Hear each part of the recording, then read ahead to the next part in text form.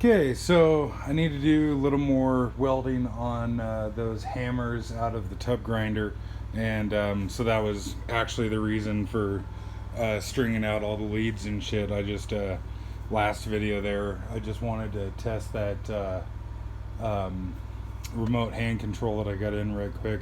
But so I made the one video earlier about this suitcase. It's a 12RC, so not the VS that nearly everybody else has, or the arc reach one for that matter too nowadays.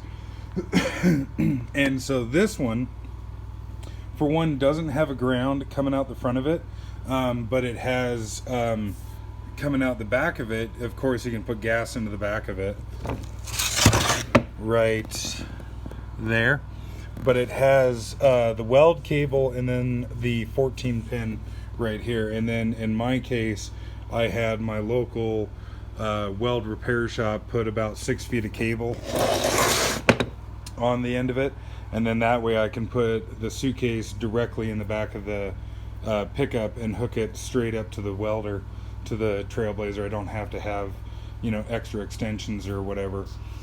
And so this suitcase is the main reason that I have this 50-foot 14-pin extension cord. And like I was saying, with that hand remote, you know, might as well just make more use of that extension cord than just running the suitcase. But it's really very similar to the 12RC, or sorry, the 12VS. There's only really a couple differences on it. You know, it's got a on-off switch on it, just like any of the others. It's got the trigger hold on the front of it here, and I guess I'll show that in a second. And then you can hear the gas solenoid for the purge there. What is kind of annoying is that it only has one display screen on the front of it. So you either select your wire feed speed or your voltage. And of course it's got dials on here that you can adjust both of those from the suitcase itself, which I think is really cool. I really like this. Of course, the 12VS, the 12VS suitcases are more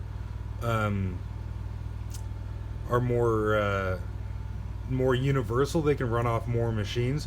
This has to run off something with a 14 pin, or at least some other compatible welder as well. I mean, I'm sure, I don't know for a fact, but I would imagine that you could probably get an adapter, run it off a Lincoln or whatever. I got this used, and when I got it, it unfortunately was really sun faded, and there's a bunch of like weld spatter all over it and everything, so that's why there's not the original stickers on it anymore.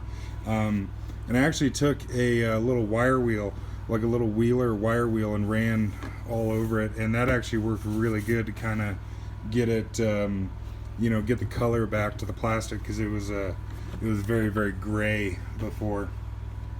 And then on the inside, really easy, just got a jog button, nothing fancy. And so yeah, figured while I'm here, might as well video this right quick. What's annoying, it's not the end of the world, but it is annoying, is that when you're in the remote wire setting on the Trailblazer, it'll rev up to 3,600 RPMs as soon as you pull the trigger. Once it, you know, it'll then figure out how much power you're using and everything, and if it can idle back down, it will.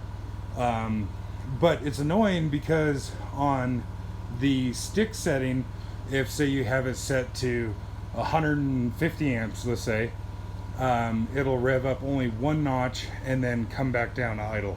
And then in the TIG, it doesn't rev up at all unless it needs it as far as power output. So if you're TIG welding at 180 amps or whatever, the Trailblazer all the time will be at idle.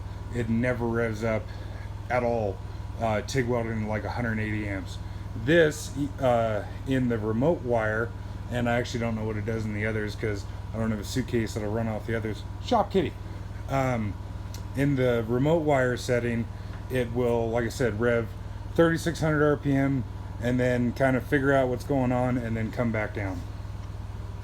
But I figured I would just make a pass there right quick, and I guess I'll actually open the garage door so you can hear the Trailblazer a little better.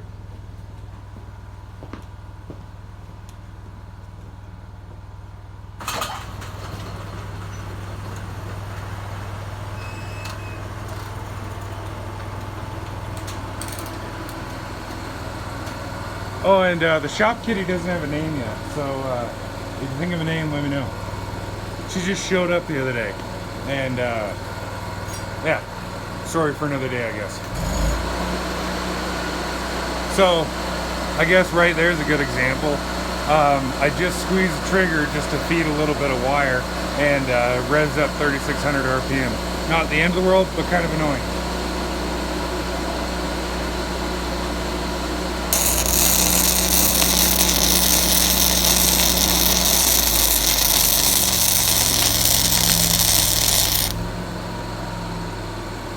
And so you can see it comes back down again once you get to welding.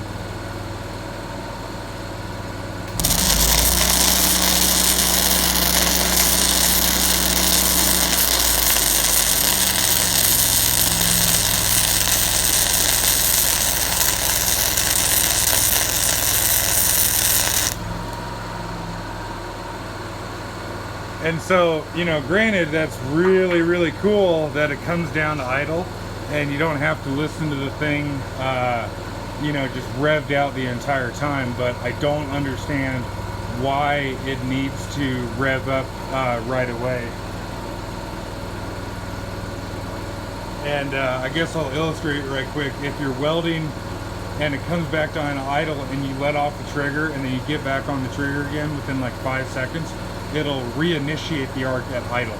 So it doesn't seem to be a problem of initiating the arc because it'll do it, and I'll show you.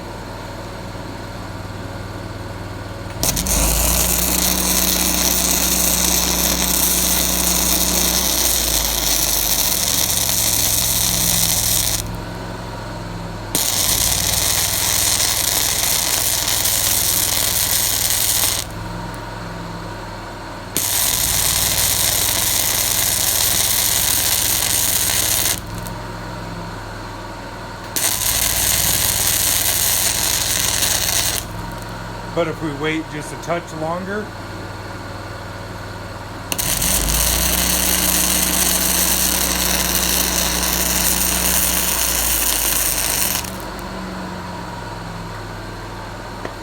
so yeah, it'd be cool if it would always, you know, light off at idle, but I guess if that's the worst thing I have to say about the Trailblazer, then we're doing all right.